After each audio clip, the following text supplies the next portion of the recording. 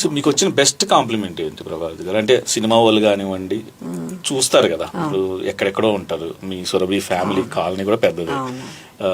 ఎప్పుడన్నా అంటే సడన్ గా ఫోన్ చేసి అరే భలే ఉంది దీంట్లో అని చెప్పిన బెస్ట్ కాంప్లిమెంట్? అమ్మ మా అమ్మ గుర్తొచ్చిందని చెప్పిన వాళ్ళు చాలా మంది ఉన్నారండి.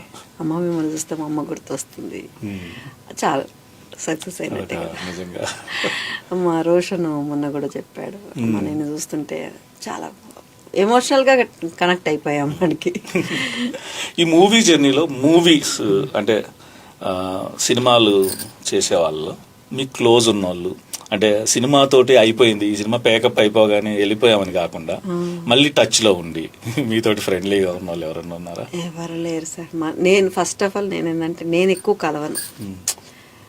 మొన్న ఒక డైరెక్టర్ కూడా తిట్టాడు నన్ను, ఎందుకలా విడివిడిగా ఉంటారు మీరు అంటే, రాదు నాన్న ఊరుకోండమ్మా అలా అనకూడదు అంటారు, కానీ పెద్దగా మాట్లాడడం రాదు. కాబట్టి ఎవరు బిజీలో వాళ్ళు ఉంటారు కదండి, ఎప్పుడు ఏ టైంలో ఏ మూడ్లో ఉంటారో తెలియదు, డిస్టర్బ్ చేయడం ఎందుకని నేనే